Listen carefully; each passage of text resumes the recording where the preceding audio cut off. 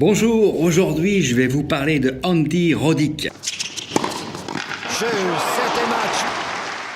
Alors Andy Roddick, c'est un joueur de tennis américain et sur cette photo-là, c'est l'instant où il gagne l'US Open en 2003 contre un Espagnol et c'est une finale assez expéditive, il gagne en 3-7 et quand on voit l'émotion qu'il y a sur cette photo, ça ne relève pas en fait la difficulté d'avoir gagné ce match, c'est juste l'expression qu'il atteint son rêve d'enfant. C'est un Américain, il gagne l'US Open assez tôt dans sa carrière, à peine 20 ans, et il gagne la manche américaine des tournois du Grand Chelem et donc voilà, c'est la réalisation de tout rêve d'enfant et donc j'adore cette photo. Par la suite, Andy Roddick fera partie des grands joueurs de tennis, mais il ne gagnera plus de tournois du Grand Chelem et souvent en fait il va perdre contre cet homme-là, Roger Federer, et on va s'apercevoir qu'il va atteindre notamment une fois l'US Open en 2006 et il va perdre contre Federer, et il va également atteindre 3 fois les tournois du Grand Chelem. Regardez les scores et on va voir que les scores sont terriblement serré. Et malheureusement pour Andy Roddick, Federer adorait jouer contre Andy Roddick. En fait, Andy Roddick avait un jeu qui améliorait la qualité de jeu de Roger Federer. Actuellement,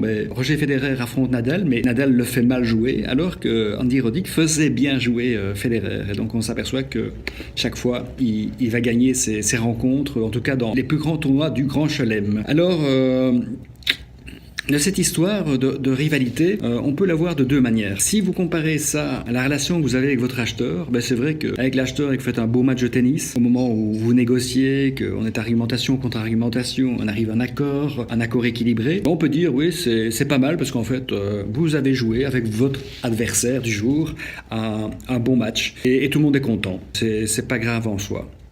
Mais d'un autre côté, si on compare cette rivalité Federer-Andy Roddick, et où là, il y a systématiquement toujours un gagnant, si vous comparez ça avec la compétition entre entreprises, de commerciaux contre commerciaux, là, ça pose problème, quoi. Donc c'est vrai que si vous perdez toujours les matchs contre le même rival, c'est-à-dire que vous perdez toujours les marchés. Donc les marchés arrivent toujours chez votre concurrent. Et là, oui, ça pose quand même un problème, et je trouve qu'Andy Roddick, à mon avis, n'a pas suffisamment travaillé avec son entourage pour finalement trouver une solution pour mieux gérer le cas Roger Federer, quoi. Bon, à la fois c'est très positif parce que c'est un joueur de tennis exceptionnel. Moi j'adorais le voir jouer. J'ai eu la chance de le voir dans la vraie vie à Roland Garros, mais il me laisse un petit goût d'amertume. Et je rencontre souvent des commerciaux comme ça où je sens qu'il y a un potentiel énorme et parfois il n'y a pas cette volonté d'aller jusqu'au bout, quoi. Ça, c'est des commerciaux dont j'aime bien de m'occuper parce que je sens en fait que les fondements sont installés. Parfois, il manque un petit peu la motivation finale qui permet de faire vraiment la différence. Bon, si vous êtes un de ceux-là ou si vous avez dans votre équipe